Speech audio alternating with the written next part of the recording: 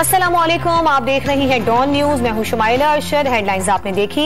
विफाकी वजीर इत्तलात फवाद चौधरी ने वजारत कानून इंसाफ का चार्ज संभालते ही बड़ा एक्शन लेते हुए आलमी साजिश के हवाले से कमीशन कायम करने की हिदायत कर दी है। अहम खबर है, विफाकी वजीर इत्तलात और नशरियात को अब वजारत कानून का इजाफी कलमदान भी दिया गया है और उन्होंने चार्ज संभालते ही बड़ा एक्शन लेते हुए आलमी साजिश के हवाले से कमीशन कायम करने की हिदायत कर दी है।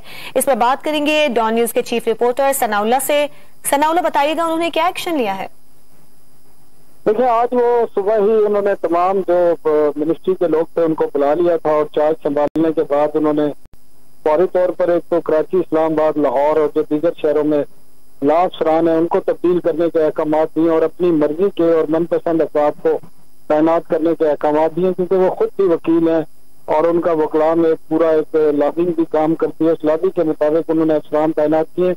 इसके साथ उन्होंने FIA को भी हिदायत की है कि हमजा शहबाज और शहबाज शरीफ के खिलाफ जो जमानतों पे उनको कैंसिल करने के लिए अदालतों से रुजू करें। साथ ही उन्होंने मुबैना तौर पर जो ये आलमी साजिश करार दे रहे हैं हुकूमत के खिलाफ अदम एतमाद को हुकूमत तब्दील करने के हवाले से उसका कमीशन कायम करने की हिदायत की है। अब उसके लीगल रिक्वायरमेंट्स होती हैं, उसकी कार्रवाई होगी। वजारत को उन्होंने हिदायत कर दी है कि इस हवाले से जो भी कानूनी कार्रवाई है वो मुकम्मल किए जाए और जल्द अज जल्द कमीशन बनाने के हवाले से जो भी काबीना से या वज़ीर आज़म से मंजूरी लेनी है वो मंजूरी ली जाए और फौरी तौर पर कमीशन कायम किया जाए ताकि इसकी तहकीकात करके जल्द अज जल्द रिपोर्ट मुरतब की जा सके।